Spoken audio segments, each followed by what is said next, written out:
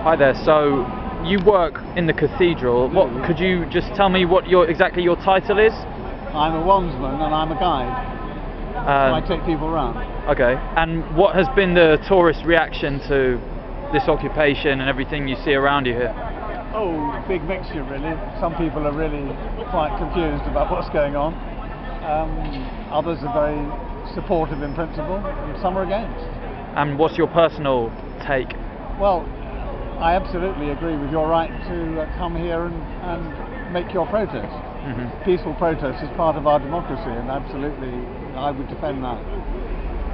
Whether or not it will lead to some practical outcome is another matter. Are you a Christian yourself? Yes, I am. And do you feel that the objectives of the protest are in line with the values that you hold dear, your religious values? Yes, at least I think so. I don't really know what all of your objectives are. Well, it's quite a disparate group of people, but in principle, the idea of less greed and taking care of the people who can't take care of themselves. I mean, who would disagree with that? And it's been a very confusing time. And I think, and I'm amongst those, not many people understand exactly what did go wrong. I mean, what happened to the money? Mm-hmm. Where is the new money coming from? It's all a total mystery to me, and yet the people who seem to have been part of it all are still working away, doing the same sort of deals and being handsomely rewarded. That I find very frustrating. When you look around at the world in the 21st century, do you think most people are living the type of lives, and do you think our political system is in keeping with the values, your own personal values, your religious values? Well, largely, yes. I mean, you'll find lots of problems and exceptions, of course, to any general principle. But I think this country is to be valued for its compassionate view towards those who are underprivileged and less able. I really do believe that. Although, of course, there's a broad spectrum of political beliefs that will, in some cases, not support. Do you think our current government and the way our political system is structured is in keeping with those values as well? In bits. I think I quite value some of the things that Cameron has said, but I would be cautious of the extreme right wing as I am of the extreme left wing. I mean, if you take someone like David Cameron, obviously he spearheaded the invasion of Libya, about 20,000 sorties flown over that country, bombs being dropped every day, hundreds of people killed. What's your take on that as a Christian? Well, of course, it's always regrettable, but I believe the outcome in Libya is going to be to the good. I do believe that, and I think that had we not stood up for what we were believing in then, there would have been the most horrendous mayhem brought about by Gaddafi, without a doubt. You don't think there's any doubt about that at all? No, I think there is no doubt. Well, Amnesty International and Human Rights Watch went there and they said that there was little evidence of any massacres, because we were told it was going to be all-out genocide and all the rest of it, and these organisations went in there and said basically that was exaggerated. You might well say, because he wasn't in a position to do it once the UN had taken their view, and the world behind the UN in any event were fairly unanimous about moving into Libya to protect the individuals of the state. So do you think in general then, if a military intervention is approved of at the United Nations, do you support it? Not necessarily, but in this case I did, and I think that you're not going to get through the United Nations. After all, Iraq didn't get through the United Nations in the way that we now know it was intended by Bush and by Tony Blair, and that's another issue altogether.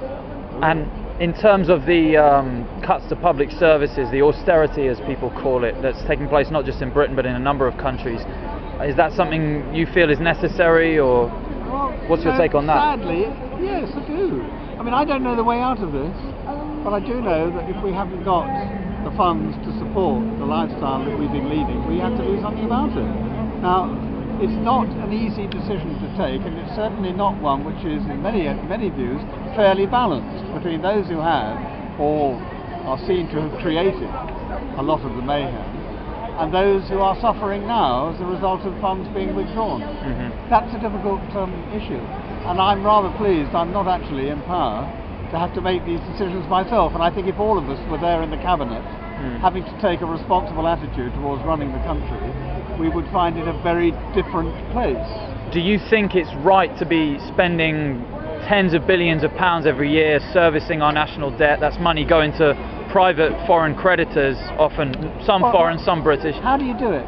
How do you Well, actually raise the funds? Argentina defaulted on their debt. They said this is illegitimate. Was not used for the benefit of our people, so the people shouldn't pay it. If the whole world was to default on its debt, what do you think would then happen? What do you think would then happen? I think we'd be in complete chaos. Are we not in complete chaos now? No, I don't think we are. I really don't think we are. It's not the best place to be, but I don't believe we are in total chaos. I mean, who would really lose out if we all defaulted on our debts? It's the people who are the creditors. I think you and I would lose out significantly. But this country is in debt. We're not a creditor. We're not as a nation. We're not a creditor, and a lot of individuals in this country have very high levels of private debt. So maybe there'd actually be some benefit to people in this country if that debt was cancelled. Walking away from your debts is considered in your principles to be the right thing to do. Yeah, people would be better off. I personally don't believe that.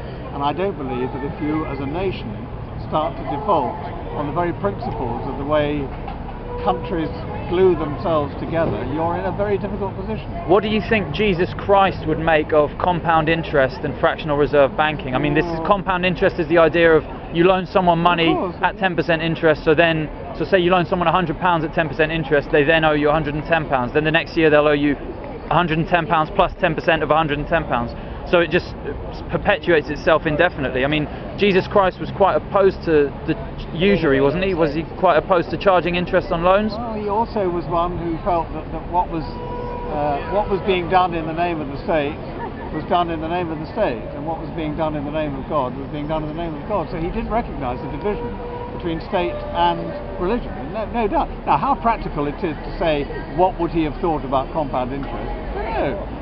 You know, it's a very leading question. It's a pejorative question because the answer is technically, from someone asking it in your position, well, it would have been crazy, wouldn't it? Well, no, I mean, I'm asking you what you think. I'm not a Christian myself, so.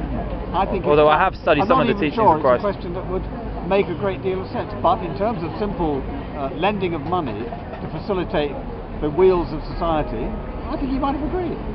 He was quite opposed to private money lenders, wasn't he? I think that the one time Jesus got violent was defiling the temple, didn't he? So he threw them out of the temple, didn't he? Yes, he did. So, no, that's fantastic. Thank you very much for the interview. Very interesting. Chris Allen, Wandsman at St Paul's Cathedral. Thank you very much. Cheers.